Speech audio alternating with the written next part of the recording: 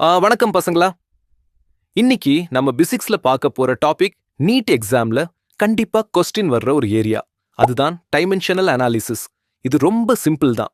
உலகத்துல இருக்கிற எல்லா பிசிக்ஸ் அளவுகளையும் மூணு பேசிக் விஷயங்களை வச்சு நம்ம எழுதிடலாம். மாஸ்க்கு பிராக்கெட்குள்ள எம், லென்ஸ்க்கு பிராக்கெட்குள்ள எல், டைமுக்கு பிராக்கெட்குள்ள டி. இப்போ ஸ்பீடுக்கு ஃபார்முலா என்ன? Distance divided by time. டிஸ்டன்ஸ்னா ஒரு நீளம் தான், சோ எல். டைம்னா டி. அப்போ ஸ்பீடோட டைமென்ஷன் எல் டி பவர் -1. இதே மாதிரி ஃபோர்ஸ் அப்படின்னா மாஸ் இன்டூ ஆக்சிலரேஷன். அதோட dimension M L T power -2. இப்படி எழுதுறதுக்கு பேர் தான் டைமென்ஷனல் அனாலிசிஸ். முக்கியமான லாஜிக், பிரின்சிபிள் ஆஃப் ஹோமோஜெனிட்டி. இந்த டாபிக் பூரா ஒரே ஒரு பேசிக் லாஜிக்ல தான் ரன் ஆகுது. அதுதான் பிரின்சிபிள் ஆஃப் ஹோமோஜெனிலிட்டி. இதுக்கு பெரிய டெஃபினிஷன்லாம் வேணாம். நம்ம ஊர்ல ஒரு பழமொழி சொல்லுவாங்க தெரியுமா? ஆடோட ஆடு மாட்டோட மாடு. அததான்பா இதுவும் சொல்லுது. நீங்க கிலோ கூட கிலோவை மட்டும்தான் கூட்டவோ கழிக்கவோ முடியும். கிலோ கூட மீட்டரை கூட்ட முடியாது. அதே மாதிரி தான் பிசிக்ஸ்ல சேம் டைமென்ஷன்ஸ் இருந்தா மட்டும்தான் கூட்டவோ கழிக்கவோ இல்லனா ஈக்குவல் டூவே பண்ண முடியும். இந்த லாஜிக்கை வச்சு நம்ம என்னென்ன பண்ணலாம்னு 4 முக்கியமான அப்ளிகேஷன்ஸை இப்போ பார்த்துடலாம். 1. Checking equation correctness.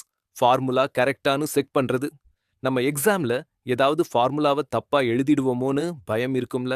அப்போ லெஃப்ட் சைடும் ரைட் சைடும் இருக்கிற டைமென்ஷன்ஸை செக் பண்ணி அது கரெக்டா தப்பான்னு ஈஸியா கண்டுபிடிச்சிடலாம். உதாரணத்துக்கு நமக்கு தெரிஞ்ச kinematic equation v square is equal to u square plus two a s. இதுல லெஃப்ட் சைடுல இருக்கிற வி ஸ்கொயர் என்பதால அதோட டைமென்ஷன் பிராக்கெட்குள்ள L square T power -2. Right சைடுல இருக்கிற first term u square, so அதுவும் பிராக்கெட்குள்ள எல் ஸ்கொயர் டி பவர் -2 தான். அடுத்த டேர்ம் டூ ஏ எஸ். இதுல டூக்கு டைமென்ஷன் கிடையாது. ஏன்னா ஆக்சிலரேஷன் அதோட டைமென்ஷன் எல் டி பவர் -2. எஸ்னா டிஸ்டன்ஸ், அதாவது லென்த் எல். இப்போ இந்த ஏவையும் எஸ்வையும் பெருக்கினா எல்லும் எல்லும் சேர்ந்து திரும்பவும் நமக்கு பிராக்கெட்குள்ள எல் ஸ்கொயர் டி பவர் -2 தான் கிடைக்குது. பாத்தீங்களா? ஈக்குவேஷன்ல இருக்கிற எல்லா டேர்ம்ஸும் ஒரே டைமென்ஷன்ல இருக்கு. அப்போ இந்த formula dimensionally correct. 2. Driving relationships. புது ஃபார்முலாவை நம்மளே உருவாக்குறது. ஒருவேளை நமக்கு ஒரு ஃபார்முலாவே தெரியலனாலும் அது எந்தெந்த விஷயங்களை பொறுத்து இருக்குன்னு தெரிஞ்சா நாமளே ஃபார்முலாவை ரெடி பண்ணிடலாம்.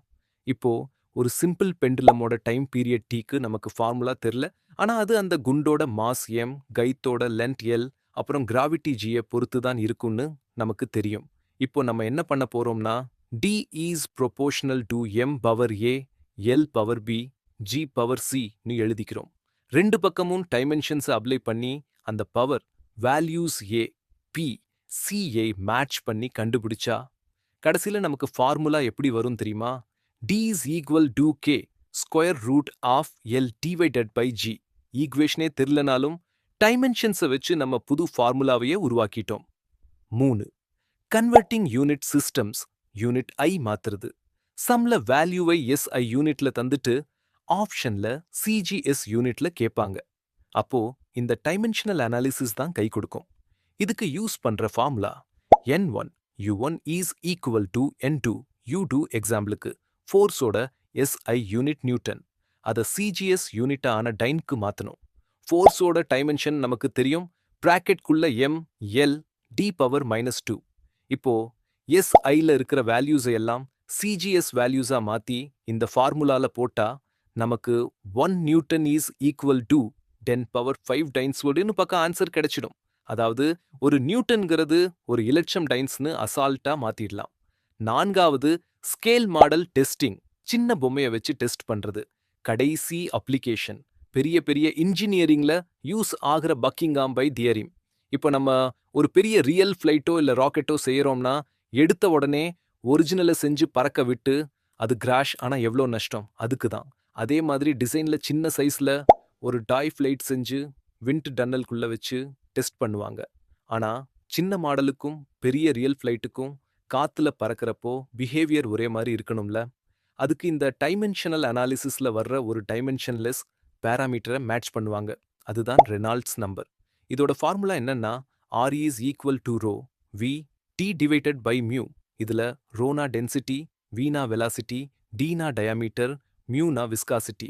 இந்த வேல்யூவை சின்ன மாடலுக்கும் ரியல் ஃப்ளைட்டுக்கும் சமமா மேட்ச் பண்ணிட்டா சின்ன மாடல் விண்ட் டன்னல்ல எப்படி ரியாக்ட் பண்ணுதோ அதே மாதிரி தான் ரியல் ஃப்ளைட்டும் ரியல் ஸ்கைல பறக்கும்னு நாம கன்ஃபார்ம் பண்ணிடலாம். பெரிய விபத்தை தடுத்துடலாம். அவ்வளவுதான் பசங்களா. இந்த 4 அப்ளிகேஷன்ஸும் அந்த பேசிக் லாஜிக்கும் புரிஞ்சுக்கிட்டா டைமென்ஷனல் அனாலிசிஸ்ல நீட் எக்ஸாம்ல கேட்குற எந்த சம்மையும் நம்ம தூக்கிடலாம். அடுத்த கிளாஸ்ல பார்க்கலாம்.